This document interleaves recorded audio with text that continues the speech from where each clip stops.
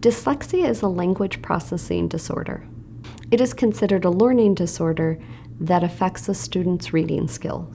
It is reported that dyslexia impacts 10 to 20% of the population, or approximately 1 in 5 people. Dyslexia can present in a variety of ways and will look different in every person.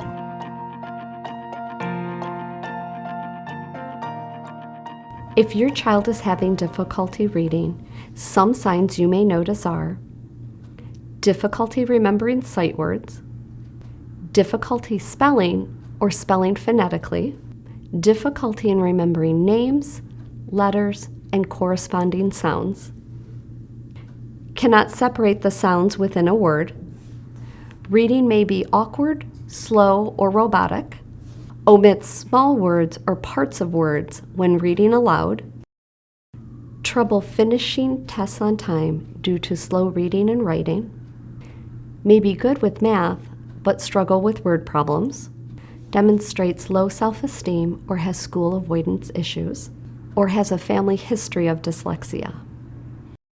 Children with dyslexia also have many strengths.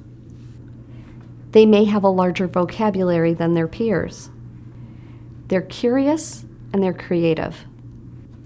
They're imaginative and they have the ability to figure things out. They have a good understanding of new concepts.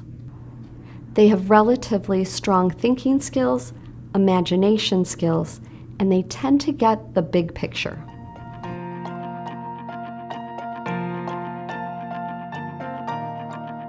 Dyslexia is considered a medical diagnosis, so school districts cannot test specifically for dyslexia, but they can evaluate for potential learning disabilities.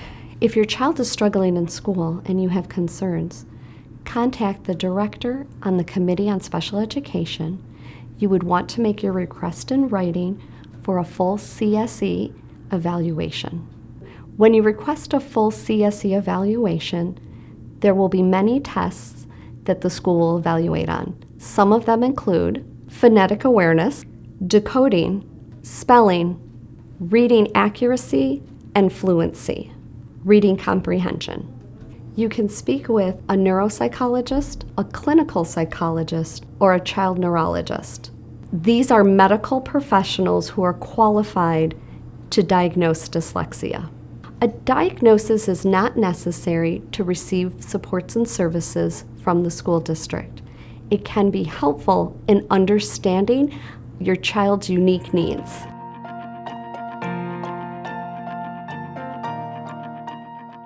Students with dyslexia may or may not qualify for an IEP.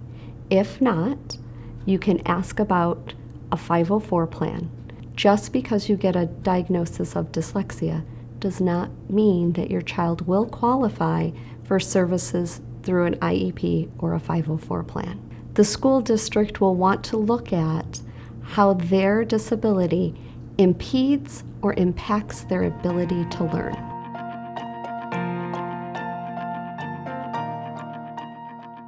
If your child is diagnosed with dyslexia, the school can use the term dyslexia within the student's IEP. Having the word dyslexia within your child's IEP can help the teacher and anyone who comes in contact with your child understand their unique learning needs. Potential accommodations that could be added to a student's IEP are extended time for tests, tests in a quiet location, books on tape.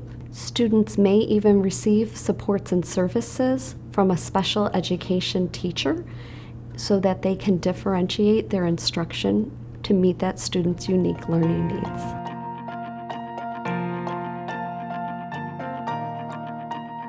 Sometimes for families or for teachers, this student may not look like they're working to their true potential.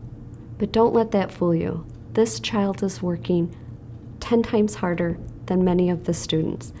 These children have to give 110% every single day just to try and keep up.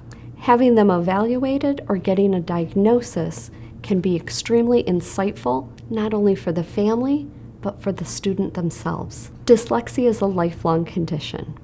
The sooner you can have your child evaluated will help that student get supports, services, and tools for them to be successful.